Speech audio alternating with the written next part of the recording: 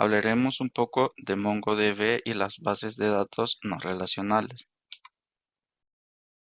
¿Qué es MongoDB? Pues MongoDB es un sistema de base de datos no relacionales basado en las bases de datos no SQL. Es el gestor de bases de datos no SQL.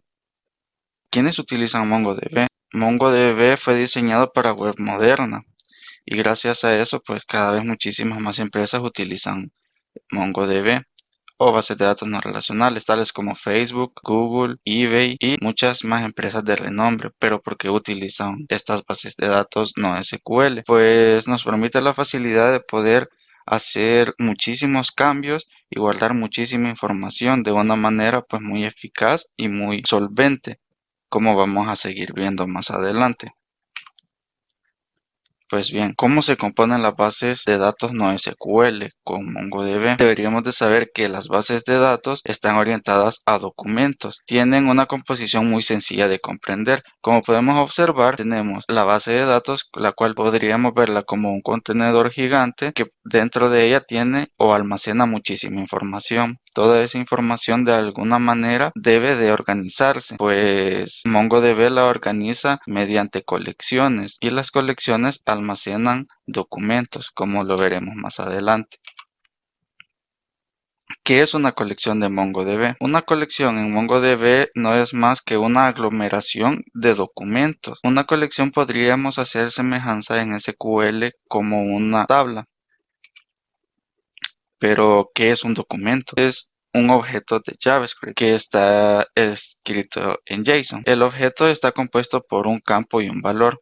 Como podemos observar, el campo y el valor deben de ir acorde. Por ejemplo, el campo string debe de ir el valor entre comillas. El campo numérico, el valor no lleva comillas. Además de esto, un documento o un objeto de JSON nos acepta que le ingresemos un array. El array, además de escribirse entre corchetes, debemos de saber que los valores respetan la misma lógica del objeto, que si es un número debe de ir sin comillas y si es un string pues con comillas. Además de esto, tenemos que podemos ingresar otro objeto dentro del mismo objeto. ¿Cuándo podríamos utilizar esto? Por ejemplo, si tuviésemos una tienda virtual y digamos guardásemos un registro, supongamos que guardamos un mouse. Pues este mouse tiene un nombre, un precio, pero además de eso tiene un proveedor. Supongamos que no lo trae el mismo proveedor. Pues aquí es donde cabe ingresar otro objeto para almacenar los datos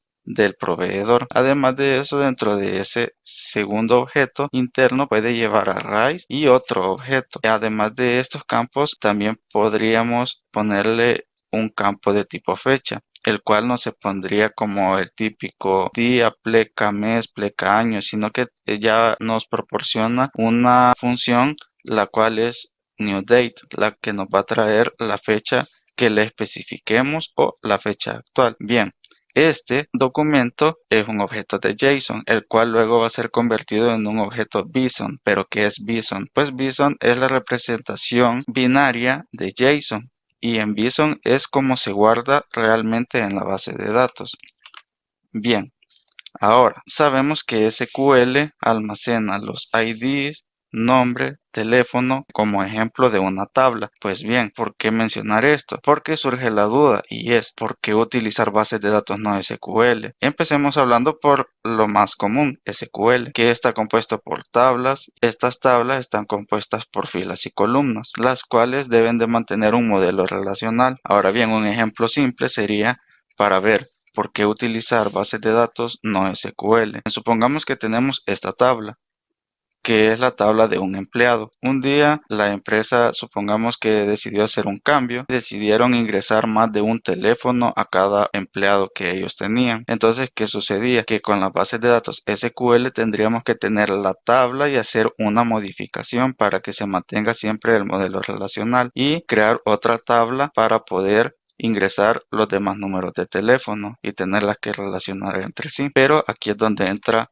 las bases de datos no SQL. ¿Cuál es la ventaja? La solución que podríamos brindar con MongoDB y las bases de datos no SQL. Pues esto es lo mismo. Tenemos dos objetos JSON en el cual almacenamos la información, pero la ventaja que nos ofrece MongoDB con las bases de datos no SQL es la siguiente.